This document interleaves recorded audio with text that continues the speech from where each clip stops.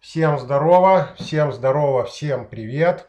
Сразу напишите там, как меня видно, как меня слышно, чтобы знать, что все в порядке идет. Так, все-таки звук у меня был не выключен и, наверное, немножко было эхо. Надеюсь, сейчас эхо пропало. Напишите вот там вот, как меня видно, как меня слышно и все с этим связанное, да. Так, а пока народ собирается, пожалуй, порекламируемся. Привет, кстати, мистер технологист. Значит, пару слов, порекламируемся, потом приступим, в общем-то, к самому процессу сегодняшнего стрима.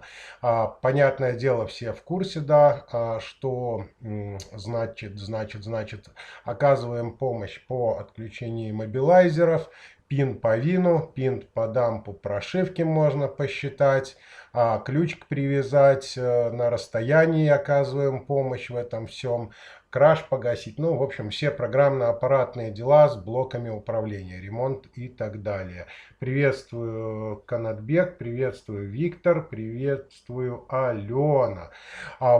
Кстати, да, сегодня я обещался вам рассказать, значит, по поводу нашего чудной загадки, которая была по поводу Mitsubishi Colt, и об этом я расскажу в конце стрима. Поэтому, думаю, вам будет интересно, кроме самого стрима, дождаться. Приветствую, Виталий, приветствую, Александр.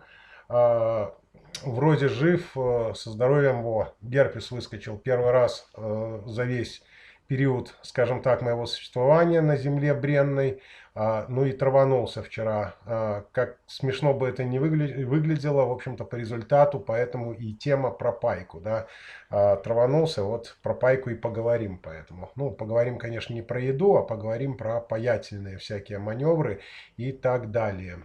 Приветствую тех на КГ.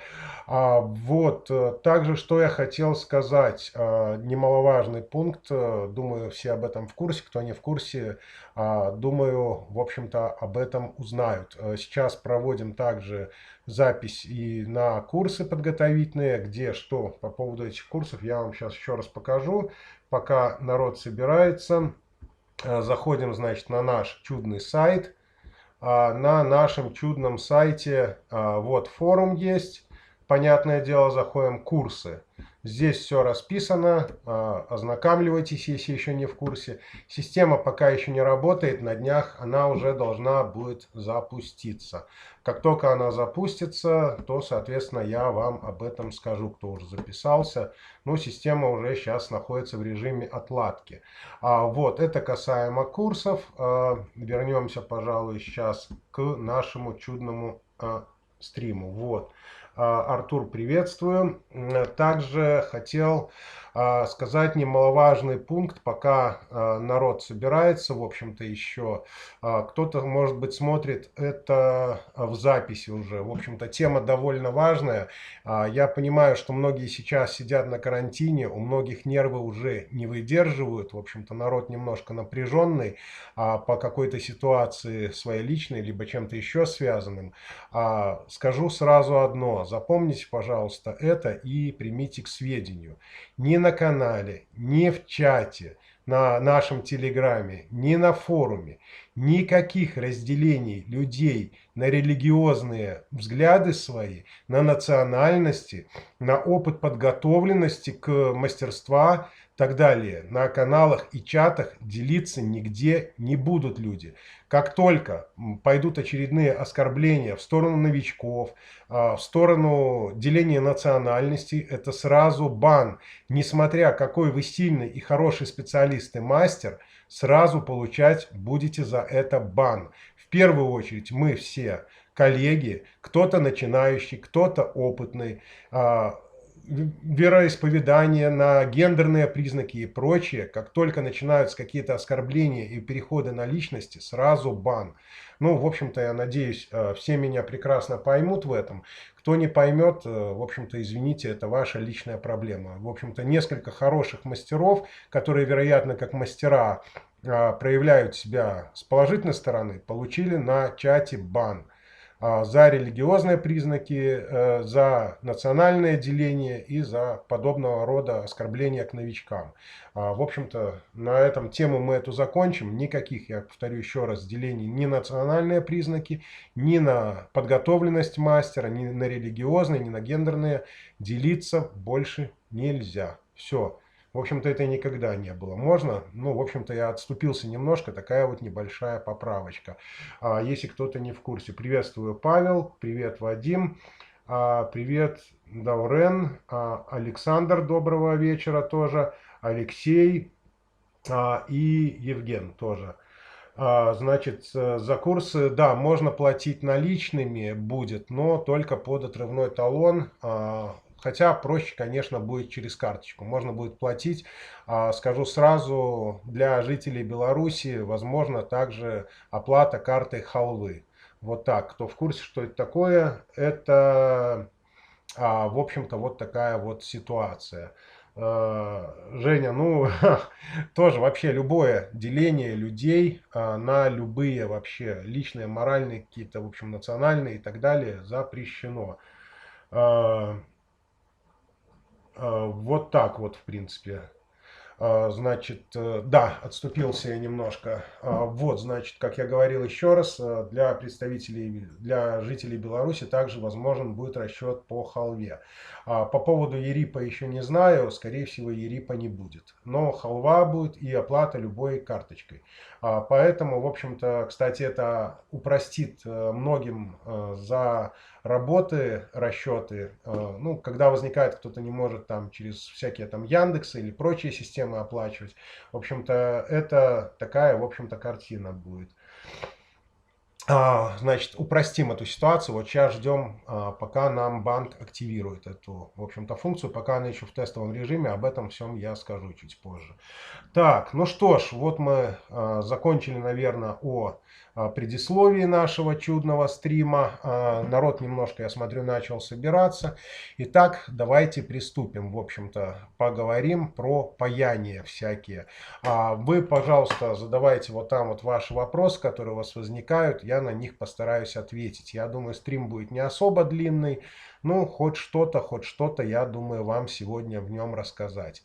В первую очередь хотел бы сказать немаловажно о выборе паяльной станции. Я сам использую недорогую обычную лаки паяльную станцию китайскую.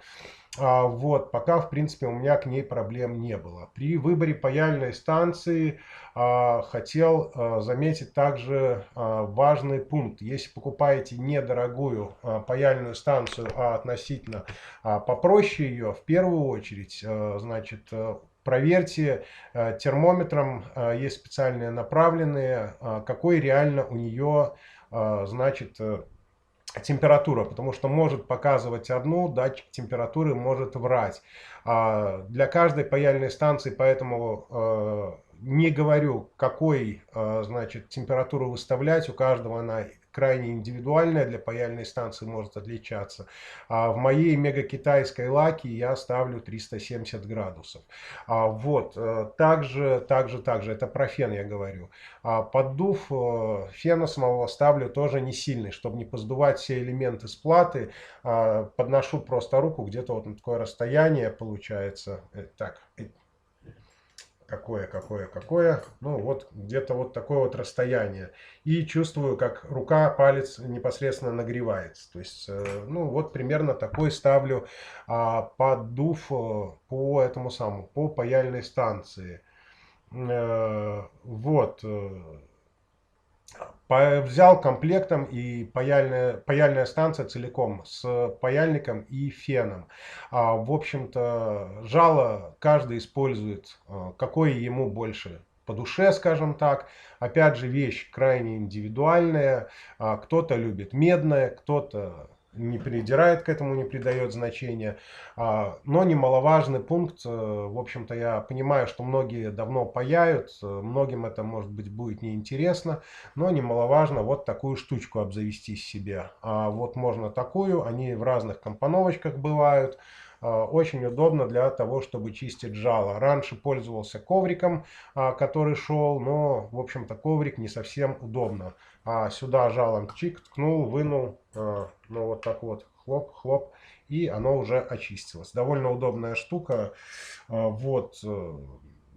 Честно сказать, даже не представляю, как я раньше без нее вообще обходился. Ну, в общем-то, вещь нужная. Также разбирается, и это вот эта вот штука, о, видите, накапливается. Все кусочки этого припоя, который поснимался, периодически надо выкидывать, чтобы они вот здесь вот, сейчас, вот здесь вот не накапливались. Вот, ну вот у меня вот его столько накопилось. Сегодня и выкинул, заодно повод появился. Вот, также, что еще необходимо, немаловажно. Так, ага. Для SMD станция 27, так, максимально. Лишнего особо не сдуешь. 120, ага. Ну, опять же, да, я говорю, каждый выставляет свое, но поддув я не ставлю сильный, то есть он практически там на самом минимуме. Зачем нужен большой, ну, не знаю, китайцы зачем-то сделали, пускай будет. Ну, я понял, для фена, для фена это все. Также. Касаемо, давайте пройдемся припоя. Мой самый любимый вот такой вот баночку. Купил на том же Алике, как и сей чудный прибор, приспособу, точнее говоря, 60 на 40. Значит, его показатель. Вот он такой 60 на 40. Это соотношение, значит, свинца к олову. К олову. Ну да. И получается его сечение 1 миллиметр. Вот. Ну, в моем понимании, мне больше всего удобно именно его использовать. Не знаю, как-то он приелся мне. И теперь я покупаю исключительно его. Такая баночка, она получается полкило веса. По продаже стоит тоже относительно недорого у китайцев. Вот. По касаемо флюса. Использую вот такой вот флюс-гель. ТТ, так называемый. Сейчас появилось очень много подделок даже у китайцев на Алике, поэтому выбирайте его очень аккуратно. Значит, который в нем минус есть по некоторым отзывам, значит, мастеров. Ну, то, что он токопроводящий иногда встречается. Но вот некоторые, значит, подделки, скажем так, токопроводящие. Поэтому, если надумаете такой использовать, да, в принципе, не только такой, обязательно просто после того, как припаяли какой-то элемент, и после этого обязательно качественно смывайте его с помощью спирта. Я использую спирт медицинский, технический, без разницы. У меня технический в основном сейчас. Вот, техническим спиртом смываю все это с платы. Использую обычные ушные палочки, эти, которые продаются, там 2 ватки такие по поводу палочки с одной стороны. И также обычные старые зубные щетки. Выкидывать их жалко, а заодно и гигиена личная получается. Щетки меняем зубные.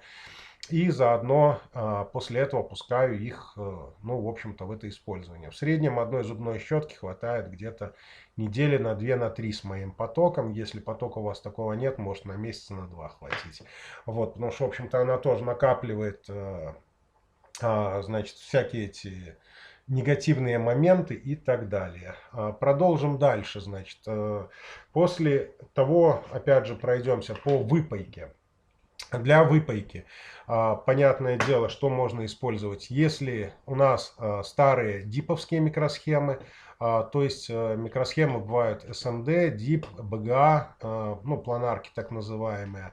Для того, чтобы выпаять, скажем так, старую добрую диповскую микросхему, это, если говорить более правильно, ножки вниз торчат, да, если точнее еще правильно говорить, контакты. То есть у нас получаются отверстия в самой плате, контакты туда вставлены, и, в общем-то, для того, чтобы эту микросхему выпаять, использую такой вот чудный предмет, насосик, да, в народе называется отсосник. Почему он так называется? Значит, смотрите, нажимаем пимпку, она остается здесь нажата. Нажимаем, прогреваем саму контактную площадку. Когда держим паяльник, быстренько подносим, хлобысь, видите, и он вытягивает весь припой в себя. То есть так он поднимается до верха, а когда он отлично работает, нажимаем, видите, он не до конца. То есть держит воздух еще, оп, и поднимается до конца. Что с ним делать? Если покупаете китайский, во-первых, обязательно снимите вот эту вот дюбку чудную, да. Тоже не забывайте... Упс, убрал. Убежал. Не забывайте его периодически разбирать и чистить, потому что там собирается припой. После этого поднимаете само жало, вон оно внизу там есть у нас, да. И на этом сам поршень, его необходимо смазать, немножко добавить масла. Масло какое-нибудь не густое, ну такое средней вязкости, что-нибудь возьмите. Для того, чтобы, в общем-то, создавался чудный вакуум и, в общем-то, чтобы он нормально работал. Вот. Видите? То есть он не до конца, он держит воздух. Когда приходит иногда от китайцев, он хлобысь и сразу открывается, не держит нормально воздух, плохо вытягивает. Со временем у них портятся вот эти дюбки, он сделан с какого-то пластика, но я не знаю. У меня, наверное, за года 3, когда я его купил, вот этот, ну, вторая только дюбка используется, пока не расплавилась. Поэтому паяльником в нее тыкать не стоит. Понятное дело, нагрели контакт, паяльник резко убрали, хлобысь вытянули. Либо подогреваем микросхему с обратной стороны, со стороны микросхемы, а потом этой штукой вытягиваем припой. Вот, очень удобная вещь, настоятельно рекомендую использовать. Далее, если мы работаем с SMD-шными или BGA-шными микросхемами, очень удобная штука такая, тоже купленная в Китае. Как ей работать, я уже показывал. Вот такой вот чудный пинцет. То есть, конечно, можно использовать и обычный пинцет, но тогда минус в том, что одна рука у вас будет занята, которая держит этот пинцет. Это, конечно, если микросхемка простая, допустим, та же Епромка, что-то маленькое, незначительное, в общем-то, им вполне можно поднять со стороны, значит, выводы в одну сторону, в другую, а вот за сам корпус можно подцепить. Если же выводы у микросхемы находятся с 4 сторон, либо, допустим, это флеша, за которую вот так его растопырщить не совсем комфортно, то рекомендую использовать вот сей вот чудный предмет. Тоже, как я говорил, купил его уже на Алике. Значит, снизу, надеюсь, видно, так, напротив меня не видно, вот здесь. Вылазят такие зубчики, одеваем на микросхему, так, за палец, и он вот так вот на ней стоит. Значит, для чего это хорошо? Во-первых, вот этот пинцет, если вы используете, когда вы держите микросхему за контакты, он выполняет свою роль еще как радиатор. Контакты быстрее охлаждаются и припой, соответственно, быстрее застывает. Это не совсем хорошо при выпайке микросхем, а этот чудный, значит, пинцет как раз между выводами одевается довольно удобно этими прищепками. Можно и флешу подцепить с 2 сторон, или процат ту же моторку, или какую-то с 4 сторон налазит. В принципе, не всегда, если налазит, можно немножко помочь его растопырщить. Чем, опять же, он хорош? Тем, что у вас получается две уже свободные руки. То есть рука, которая была занята держанием этого первого пинцета, у вас становится свободна. Для чего она нужна? Во-первых, феном греете, допустим, выводы, а в то же время обычным паяльником помогаете подогреть со всех сторон. Если, например, вы выпаиваете процессор SMD-шный тот же, то его перегревать крайне нежелательно. Соответственно, подогревать, значит, паяльником обычным с других, значит, этих самых с других сторон. Вы дуете с одной стороны феном, плавно крутите его вокруг, а второй рукой в это время подогреваете, в общем-то, контакты с других сторон. Значит, довольно удобно. И опять же, при большем желании подогрели, поставили и подняли. Вам не надо этим большим пинцетом пытаться словить эту микросхему. А в принципе, если желание особо большое, можете зубами подхватиться за него и поднять эту микросхему, которая стояла у вас на плате. Далее, продолжим. Значит, также, так, куда я спрятал? Я спрятал. Во. Если вы работаете с микросхемами, которые греть крайне нежелательно, либо крайне нежелательно греть саму плату, то для этого есть такая штука. Нет, эта банка не от нее. Банку нашел, значит, под рукой просто удобная. Вот такие вот маленькие пимпки, да. Припой легкоплавкий. А ну-ка напишите там, как... Нет, вот там вот напишите, как он называется, припой этот легкоплавкий. Напишите. Вот. Значит, для чего, как я ей пользуюсь. Если, допустим, мы выпаиваем какую-нибудь PLC 52 микросхемку процессора, типа Motorola и так далее. Во! Правильно Павел Диагност подметил, это называется сплав розе. Вот не поверите, я почему-то пожизненно забываю, как эта штука называется. Ну вот, называю ее постоянно легкоплавкий припой, сплав розе. Вот, верно. Значит, обычно беру 4 такие плюшки, две плюшки, раскусываю их пополам, получается 4 половинки. И каждую половинку с каждой стороны, значит, этого чудного процессора разогреваю сначала обычным паяльником. Понятное дело, становится толстый-толстый слой шоколада. Ага, шутка, не шоколада, а этого легкосплавкого припоя, который разбавляется в то же время с обычным припоем и очень удобно помогает, в общем-то, ну, так как он разбавляется, обычный припой, который был тугоплавкий, становится более легкоплавким, и вот с помощью этого чуда оно замечательно у нас выпаивается. Вот. Купить можно у китайцев, купить можно, да, в принципе, дофига мест, где можно его купить. Вот так, что-то народ написал, чем удалять лак. Сейчас до этого дойдем, обязательно. Значит, так, продолжим. Также контакты использую вот такие вот замечательные, купленные у китайцев, у тех же, сеточку, она же в народе плетенка. Вот это у меня такая больше, ну вот такая вот, да, не стянутая. И одна используется вот такая, которая стянутая, более плоская. Каждую я использую для своих целей. Очень удобная штука, помогает собирать припой с площадки, где была запаяна микросхемка. Вот такая вот картина.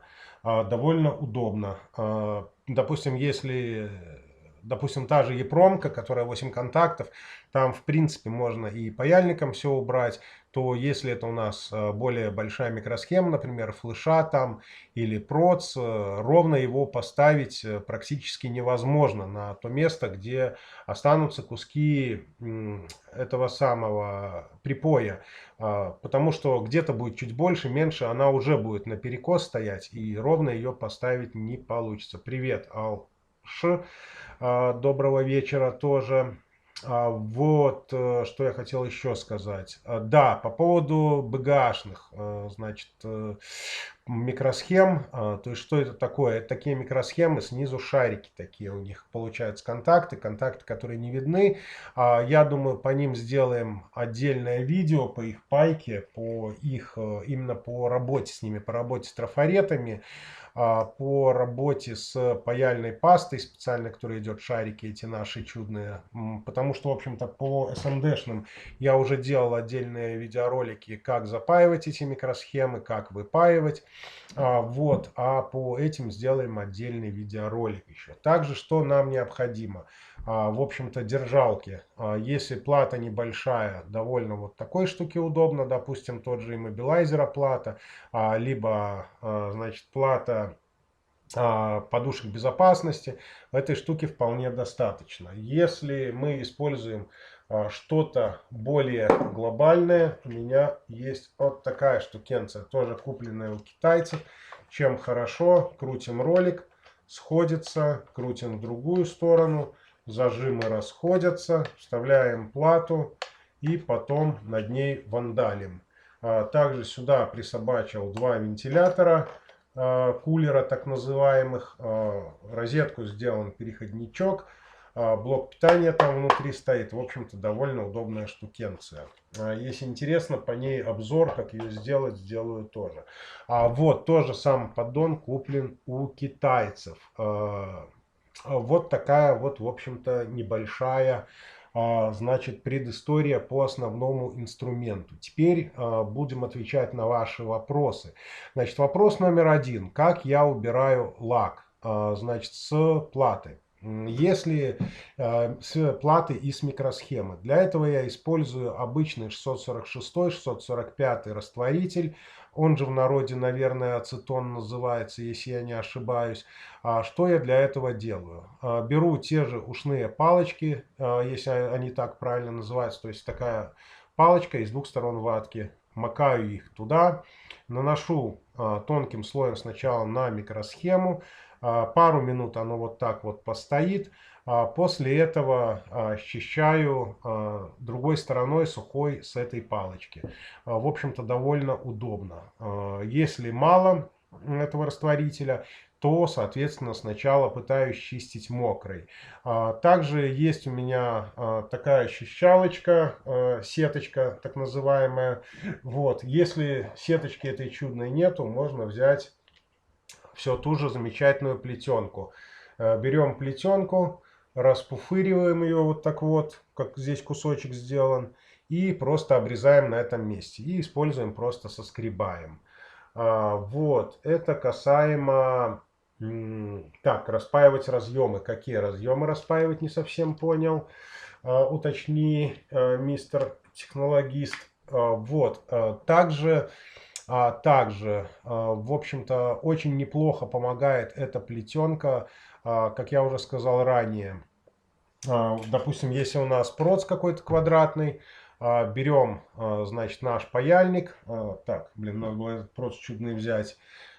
Подносим к краешку и так чик-чик-чик-чик-чик по контактам по краешку проходим, счищаем паяльник и, в общем-то, припой довольно уходит легко. Также очень сильно помогает смазать вот этой чудной паяльной пастой, предварительно эту микросхему. Вот. Главное, как я уже говорил ранее, не перегреть. После этого микросхема по-любому, в лаке она не в лаке, отправляется минут на 5-10 купаться, принимать купальные ванны в этом чудном растворителе, о котором я говорил ранее. Это очень сильно помогает. Как бы вы хорошо не паяли, какой бы вы хороший мастер не были, у вас на контактах микросхемы все равно останется флюс и припой, что, в общем-то, последует плохое по результату считывания, записывания. Вычитаете неверный дамп, даже оно покажет, что дамп вычитан, но он может оказаться довольно кривым и не совсем ровным. Вот, поэтому, в общем-то, обязательно после этого выпаивания микросхема отправляется в купальные процедуры. После этого контакты я зачищаю либо вот этой сеточкой, про которую я говорил, либо плетенкой, если нету, значит, расчески этой, значит, которая как ёршик работает, либо обычной зубной щеткой с помощью спирта. Уже дотираем контакты, чтобы они стали хороши и прекрасны, чем, значит, хороший растворитель. Во-первых, он снимает все жиры, снимает припой, ну не припой, то есть флюс, вот этот, который на контактах у нас остается. Вот. Ну а спиртом мы потом уже убираем остатки этого растворителя чудного.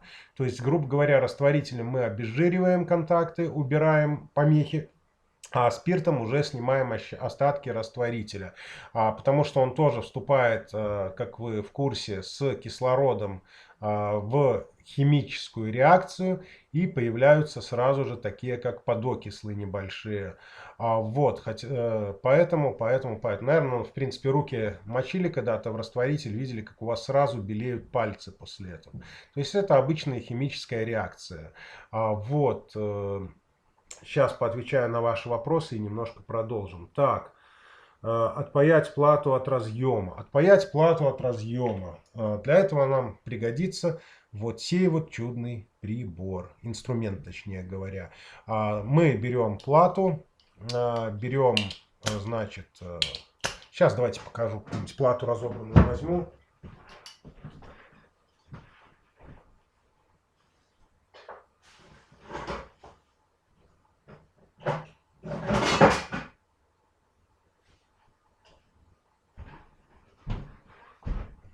Вот, и сразу под руки попалась плата.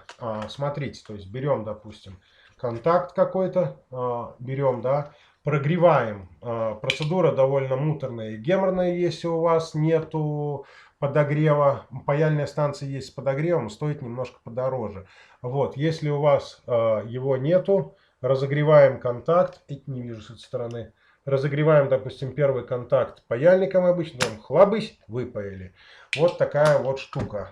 Также я вам скажу, что если мы работаем с большими разъемами, которые не работают под малыми токами, также есть такие приспособы с встроенным уже паяльником. Понятное дело, если мы работаем с какими-то микросхемами SMD-шными там, или уже с самой платой, с памятью работаем, где-то с диповскими микросхемами, то со встроенным паяльником, вот такой штукой, туда лезть крайне не рекомендуется, потому что, в общем-то, нету нормальной защиты от статического напряжения, от 220 гуляющих оттуда, мало ли где-то что-то пробьет. Поэтому, в общем-то, разъемы обычно выпаивать с такой штукой, с паяльником можно, а так, в общем-то, без паяльника. Вот отдельно эта штука. Паяльником обычно нагреваем и по одному контакту тин-тин-тин-тин-тин-тин-тин вышпокиваем оттуда. И по результату имеем выпаянные разъемы. Вот так вот. Надеюсь, я правильно понял вопрос и, надеюсь, правильно на него ответил.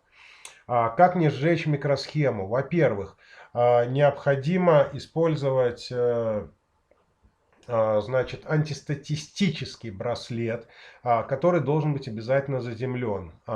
Это обязательно.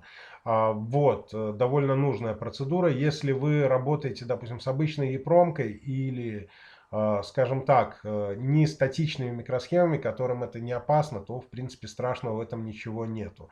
Но если работаете, допустим, с неками, с теми же, с новыми моторолами, да, в принципе, много БГшных микросхем, обязательно необходимо использовать антистатистический браслет, потому что он, в общем-то, от статического разряда спасет. Вот. Также немаловажно, смотрите, как я уже говорил ранее, использовать, не перегревать микросхему. Вам необходимо для вашей паяльной станции подобрать, какая температура у вас именно начинает нормально работать с вашей замечательной, вашим припоем, который стоит. Опять же, бывает очень тугоплавкий припой. Для этого используйте замечательную сплав розе. Если работаете с какой-то очень старой платой, там тоже будет тугоплавкий припой. Либо поднимать немножко температуру для нее, либо использовать тот же сплав розе. Также я забыл упомянуть, сплав розе очень хорошо использовать при пайке. Значит, плат, которые стоят на пленке, это типа Sirius 32, 34 и так далее. Ну, такого рода плат на самом деле очень много. Вот, ну, в общем-то, вот такая вот картина. Это чтобы не сжечь микросхему. Так, микросхем тоже хорошо стирает. Растворитель, ну, может быть, может быть. Хотя, если честно, в принципе, там получается, если микросхема нормальная, не совсем китайский отлом, то там еще гравировочка есть. И даже по этой гравировке можно прочитать, что там написано, в общем-то. А что делать, что делать? Как еще по-другому снять лак? Другого варианта, ну, мне кажется, просто нету. В общем-то, вот этот самый. Флюс сам не делаю, я уже показал. Использую флюс ТТ. Но опять же, смотрите, может попасться токопроводящий, поэтому обязательно, да в принципе по-любому обязательно потом просто хорошо, качественно отмываете плату. И много флюса не кладите на плату перед пайкой, потому что потом под микросхему забраться будет крайне сложно, чтобы вымыть все оттуда. Да, кстати, грамотно Виктор подметил, бензин калоша, это очень хорошо в этом помогает. Отмывает лак. Лак отмывает. Честно сказать, не пробовал. Надо будет попробовать. Хорошая идея. Я, честно говоря, об этом даже как-то не подумал. Вот, в принципе, наверное, неплохая идея. Так, вы пока задавайте там вопросы еще свои. Вот. Я пока вам все-таки расскажу, кто у нас стал победителем. в нашем замечательном розыгрыше, который был, да. Помните, у нас была Mitsubishi, на которой предыдущие мастера сначала был упален блок управления, поставили другой блок управления, машина заводиться не стала, но с этим блоком новым выходить начала на связь и делаться диагностика. Значит, в общем-то у нас, я скажу, победил, как ни странно, ну, я не знаю, почему не странно, в общем-то, у нас победитель один уже в котором конкурсе победитель, самый активный наш, это мистер Технологист. Вот, правильный ответ у нас только один, хотя он давал несколько ответов разных. Правильный ответ: мастера в этой мастерской поставили, значит, блок управления на машину, не устранив всех дефектов в проводке. Там не было двух масс, по сути, и одна, значит, выход получается, который идет на датчик коленвала и на форсунки, вот эти провода были перекручены друг с другом и подвешены еще, мало того, на 12-вольтовочку. Поэтому мозги получили себе очень хороший подарок. Вот, в общем-то, мозги, по сути, сдохли из-за того, что не была устранена проблема с проводкой. В общем-то, мистер Технологист, поздравляю с победой. Ну, в общем-то, в очередной раз жду за призом, что я еще могу сказать. А остальные более активно участвуйте, наверное. Не знаю, наверное, мистер Технологист в этом плане фартовый. Вот. Угадывает. Вот такие вот. Ну, или, в общем-то, аналитический склад ума.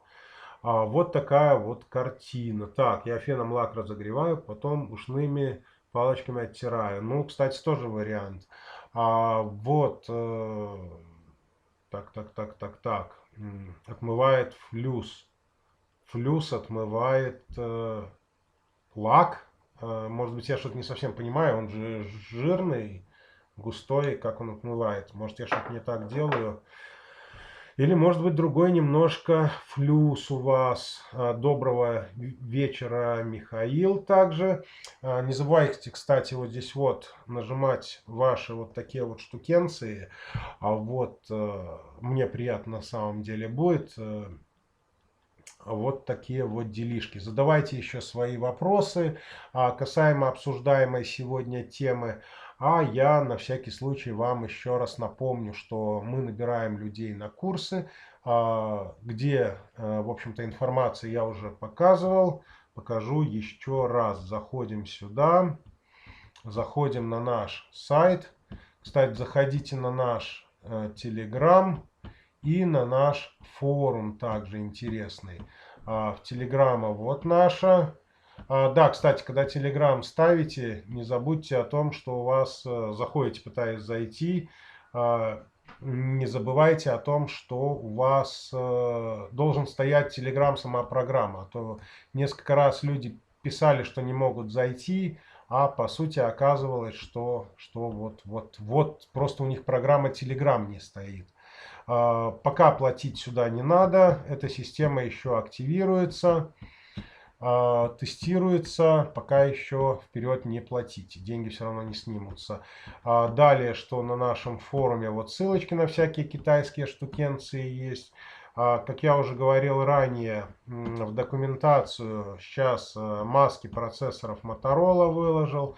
Вот распиновки блоков управления есть, документация по иммобилайзерам транспондеров, распиновки магнитол. Ну, короче, дофига чего полезного. Заходите, я думаю, что для себя найдете. Не только в этой ветке, но и в других. Ну и, само собой, наш сайтик. Вот, вернемся сюда, почитаем, что вы нам писали. Да, похлопайте мистеру Технологисту. Вот, ну что я могу еще сказать? Смотрю, вопросов активных больше нету, поэтому давайте я вам еще раз поспамлю, так сказать. Напомню о том, что отключить иммобилайзер можно у нас, привязать ключ можно у нас, можем сделать это все на расстоянии, пин по вину, пин по дампу прошивки, консультации по диагностике авто, по поиску неисправности, по отключению иммобилайзера и всему с этим связанным. А также, кстати, вот Telegram, Viber, WhatsApp, контакт мой указан, сюда заходим, мне пишем. Звонить голосом не надо, у меня звука на Viber, WhatsApp нету. Это телефон без звука, точнее говоря, планшет. Поэтому пишем текстом. Опять же, мне легче будет понять, о чем мы с вами говорили. Если вы спросили что-то один раз, через пару часов второй раз, а после вас поговорило уже 10 человек. И мне тяжело вспомнить, если бы мы говорили голосом. А по тексту я посмотрел, о чем мы беседовали с вами ранее, и просто ответил на ваши вопросы, и мы продолжили беседы. В нашей компании, скажем так, у нас есть альянс в разных городах. Это наши партнеры, к ним можно тоже присоединиться. Также у нас есть, значит, люди, с которыми мы выполняем различные, скажем так, задания. Вот, один человек, ну, это люди все, каждый работает сам на себя, если можно так сказать.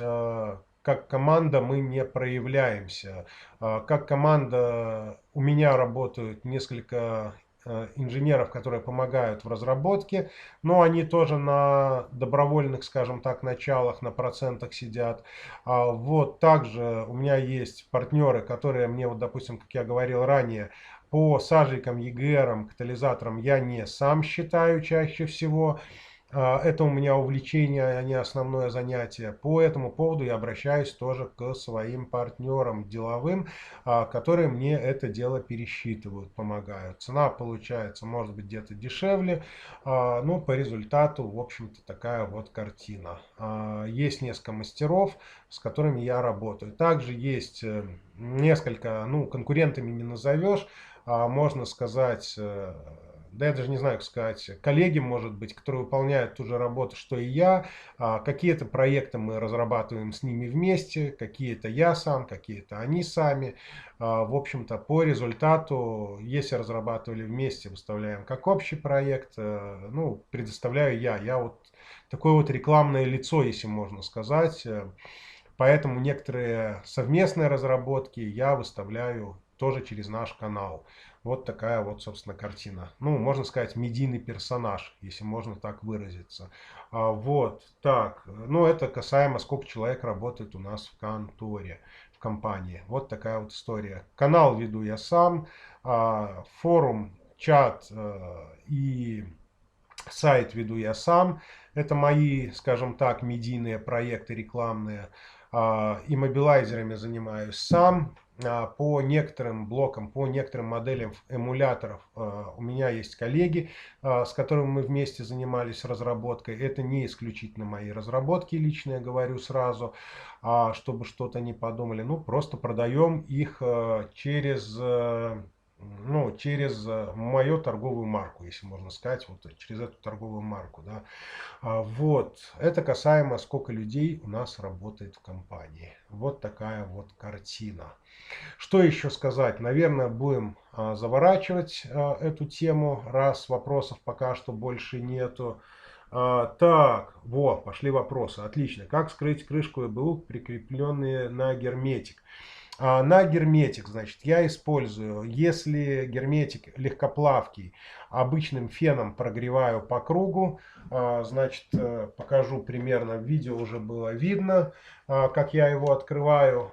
Там даже были интересные комментарии, что кто-то там по целому часу открывает, а он, ну, про меня в смысле, открыл за 5 минут. Рассказываю. То есть начинаем прогревать от феном, если не сильно тугой герметик, значит, прогреваем со стороны дальней от разъема, не с разъема, а с обратной стороны. Начинаем плавно подогревать, подсовываем плоскую отвертку и по чуть-чуть начинаем, ну, вот, надавливать на излом. Резко нельзя, по причине того, что заломаете алюминиевый корпус, ну или из какого-то металла сделан. После этого подогреваем, берем вторую отвертку. Для этого я использую, в общем-то, вот эту чудную штукенцию. Бывают и другие, как подставку для фена. То есть я фен под углом держу, чтобы руки были свободны. Эту штуку также зажимаю вот в эту штуку, о которой я говорил. Значит, плату, корпус, точнее говоря, целиком. Вот так вот вертикально ставлю. И двумя руками работаю на излом. Значит, чуть подвинул, чуть подвинул. Второй рукой подвинул ближе к фену, значит, вот эту подставку. И вот так вот по чуть-чуть она пошла. То есть открыли одну сторону, подставляю под низ туда саморез. Главное глубоко не загнать только, ну, чтобы он просто не закрылся. И начинаю делать ту же самую работу в обратную сторону. Начинали отсюда, дошли до сюда. Начинали отсюда, дошли до сюда. Проходим вот эту сторону. Она уже получается у нас так, плата пошла сюда. После этого, значит, вот у нас тут есть такой изгиб. Туда же плоскую отвертку, хлобысь. И, в общем-то, он уходит от этой части крепления. Но, опять же, главное не перегреть вот этот пластик, чтобы он не ушел и не расплавился. Если припой, не припой, а герметик у нас более тугоплавкий держит корпус, использую такую вещь, как же она научно называется, плитка такая есть электрическая. Такая круглая штукенция на ней, сам нагревательный элемент, типа электроплитки получается. Электроплита, но вот так, там один такая плямка. Кладу на нее, значит, корпус целиком. Единственное, что я вам скажу, опять же, главное правильно подобрать температуру, потому что, помнится, когда только начинал таким методом, где-то его насмотревшись тоже на ютубе, прогревать плату, открыл корпус, прогревать корпус, точнее говоря, открыл корпус, а по результату поднял корпус уже с лежащими на нем микросхемами. Поэтому, в общем-то, используя метод с нагревательной вот этой подставкой, плиткой вот этой, надо быть очень аккуратным и первоначально потренироваться на каких-то, может быть, старых блоках, которых не жалко под списание. Вот у вас, получается, нагреваются края эти, и потом аккуратненько прошлись двумя плоскими отвертками по краям и тем же методом, в общем-то, сняли. В общем-то, вот такая картина у нас получается. Еще вопросы. Так, как скрыть крышку ЭБУ прикрепленную? Это я уже ответил, надеюсь, на этот вопрос. Столько времени вести, столько информационных ресурсов. Ну, в общем, это моя жизнь, наверное. Я увлечен этим. Как сказал в свое время кто-то из классиков, да, если ты хочешь, чтобы твоя работа приносила тебе удовольствие, преврати свое увлечение в работу. Вот, ну, мне нравится. Как я уже говорил ранее, я в свое время YouTube канал открывал ни в коем случае не как рекламу своих услуг, а просто как увлечение. Мне было интересно, кто там, наверное, человек 100 было тогда подписано на канале, если еще помните. У меня поначалу на канале я выкладывал про свои путешествия различные, про различные отдыхи и так далее. Вот, первый ролик, я, честно говоря, уже не вспомню, по-моему, там или мой старый, да, по-моему, там старый мой пейнтбольный клуб был, и сделали пейнтбольному клубу, ну, кто не в курсе, это краской бегать, друг друга стрелять, шариками такими. У меня когда-то клуб был пейнтбольный свой, «Лесной туман» назывался, вот, известный был в Минске, да, и не только в Минске, в общем-то, на больших играх участвовали, также играли, вот, и первый мой ролик был выложен именно реклама моего пейнтбольного клуба, там классный был ролик, интересный очень. Я поищу, в принципе, его, я думаю, может быть, еще найду, интересно, если. Вот. И, в общем-то, потом заполнял, потом думаю, дай-ка попробую заполнять. Все равно делаю работу, почему не снять видео об этом. И, в общем-то, снимал видео, тоже начал выкладывать, и постепенно канал превратился из моих каких-то вылазок, развлечений, там по заброшкам очень любил раньше лазить очень много, да, в принципе, и сейчас интересно тоже, вот, превратился в вот такой вот технический канал. В общем-то, время, не сплю. Сегодня, например, ночью часа 3 или 4 поспал за всю ночь. А так как когда получается, просто этим, можно сказать, живу. Каналом, интернетом, своим сайтом. В общем-то, вот так вот. Поэтому стараюсь этому уделять как можно больше внимания, потому что это мое увлечение. Ну, еще на мотах гоняю. Это уже, наверное, заметили на моем канале. Там вот есть, как на него попасть, я расскажу сейчас. Так, переходим сюда. Заходим сюда. Вот, видите, мотокод. Это мой канал про мотоциклы. Ну, вот еще тоже классный канал «Приготовить вкусно». Давайте зайдем на мотокод. Вот, тут вот сверху мои всякие мотораспаковки, что я делаю с моциком интересного. в общем-то, все мото-мото, мои поездки куда-то, где я бываю и так далее. Ну, здесь всякая веселуха, мои увлечения, практическая стрельба, с пистолета стреляю. Здесь, как я вес сбросил, кстати, в течение года со 178 килограмм до сотки ушел. Вот такая вот моя канала. Ну, это, скажем так, уже больше как мой блог, если можно сказать. Вот, там еще проще. Ой, бля, стоп.